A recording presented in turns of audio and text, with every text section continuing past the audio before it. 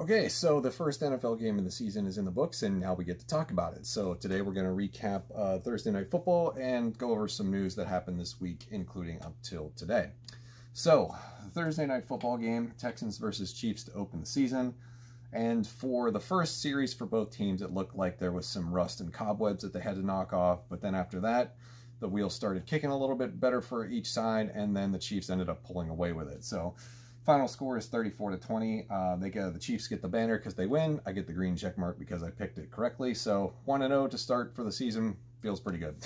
And I'm sure that will my winning percentage will absolutely flatline when we do this again on Monday. So the setup right now, as you see, is probably not going to be the same thing that I do on Monday, putting up all these stats on the board, because it's going to be a lot more games that day. So this is kind of just how it's going to look for this day, and then we'll throw in some news, and that'll be today's video. So for the Chiefs, I just want to sort of say that, as a lot of other people said last night, it looked like, you know, not to criticize them, but it kind of looked like this was their only first or second year. Like there was probably 2 more years that they could crank up this offense to and absolutely explode and score points at any given moment. There was only, I think, 2 bad throws that Mahomes made last night, and one of those was almost intercepted on a route that he and Tyreek Hill were definitely not on the same page on. So Mahomes looks just as sharp as ever. The Chiefs' offensive line looks pretty good despite the opt-out player that they had. Osemele played pretty good in his place. They did very well in the run game. Clyde Edwards-Helaire was the star of the night with 113 yards and a touchdown. As far as the Texans go, a little concerned that, you know, this offensive line is not playing up to its potential. And Deshaun Watson, especially in the second half when they were in obvious passing downs, really had to sort of, you know, make magic happen with very little time. And this is kind of the concern heading into the season for them now that they are minus DeAndre Hopkins. Because, you know, let's face it, you get rid of a top 3 wide receiver, top 4 wide receiver in this league, who is absolutely 100% dependable every single down, you're going to run into this problem where Deshaun Watson now needs more time to throw to find a wide receiver that he can make a play with. Will Fuller had a pretty good night, you know, 112 yards but no scores. He was shut out tonight. Watson got in the end zone by himself and threw for another one. But at the same time, you have all of these track star wide receivers, you know, Kenny Stills, Randall Cobb. It took Randall Cobb forever to get involved in this game. Will Fuller and Brandon Cooks. Brandon Cooks didn't have a very big night either. So you have all of these explosive wide receivers that run, you know, 4.3, 4.4 40s that are track stars, but you don't have the time for Deshaun Watson to throw in the backfield to find them open. You know, those kind of plays take time to develop, whereas opposed to somebody that's running an inside slant like Michael Thomas does all day, where those are open immediately.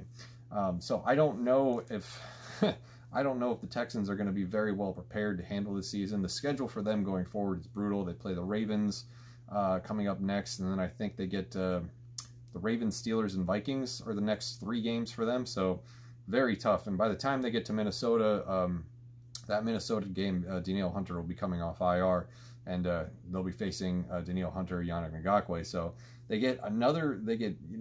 we could just chalk this up to being the first week. You know, it's the Kansas City Chiefs. It's week 1. Maybe they're more rusty than they knew. Maybe they'll be able to go in this weekend, look at the tape, figure out what they were doing wrong. Tytus Howard was playing really just all sorts of on his heels last night. A lot of backpedaling. So I would be concerned if I'm a Texans fan. I was concerned a few weeks ago. The bright spot is that David Johnson looked pretty good in the work that he got. You know, 77 yards and a score. He looked crisp. He looked fresh. My only concern is that when you trade for a running back and then you find yourself in late game situations where you cannot utilize that running back because you're in obvious passing downs because you're playing from behind, did that trade really work out for you? No, that trade was still insane. It's still bad no matter how many ways you slice it. You know, everybody was joking online last night after David Johnson scored the first touchdown. It was like, well, it looks like he won the trade. No, that is not the case at all. So the Chiefs looked very smooth last night. Everything about it after that first drive was just butter, vanilla. The Texans have O-line concerns, very concerned going forward if there's going to be enough good pass protection, and they face really strong pass rushes these next 3 weeks, you know, with the Ravens, the Steelers, and the aforementioned Vikings. So pretty good game for the most part, but then when the Chiefs started to pull away, that was it. But just really glad to have football back last night, and very, very excited that the season is here. and had a good couple of players last night in fantasy football. Will Fuller in one league, Clyde Edwards-Helaire in another week, so feeling pretty good. Moving on to the news portion of this video, the Lions signed Adrian Peterson earlier in the week. That's been known for a while now, but I wanted to throw that in there because I feel that's significant given that he's a former Viking and that this is actually a pretty significant signing for the Detroit Lions, who now have a more muddy backfield when it comes to trying to predict who's going to get the bulk of the carry. I think Peterson will probably see the early down work. DeAndre Swift should absolutely be involved in the passing game. And then Kerryon Johnson's not really the odd man out, but I would have to guess that he's probably going to see more limited touches than he's seen last year. Adrian Peterson is still good, despite his age, but he's just such a freak athlete that he's absolutely going to have an opportunity to play. And that's why he signed with Detroit, because they were willing to give him that opportunity. News from today that Kenny Golladay is showing up on the injury report is doubtful, dealing with a hamstring injury, so that is concerning going forward, especially in the first week of the season. I would imagine that they just sit him and let him rest for the week and then get him geared up for week 2. Moving on to the Vikings, I've already mentioned this briefly, but Danielle Hunter was put on 3-week IR, eligible to return week 4.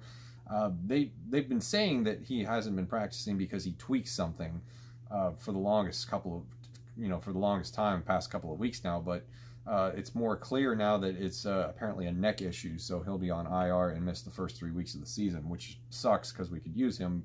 Him and Yannick Ngakoue is a lot better than just Ngakoue by himself, but at the same time, at least we still have Ngakoue. The Bucs have Mike Evans listed as doubtful today, also dealing with a hamstring issue. A lot of hamstring issues popping up early in the season before we get started. My hat isn't symmetrical and it's bothering me.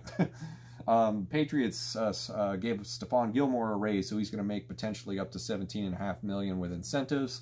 So that's a pretty big bonus for him. And then the last bullet point here is the whole Skip Bayless situation.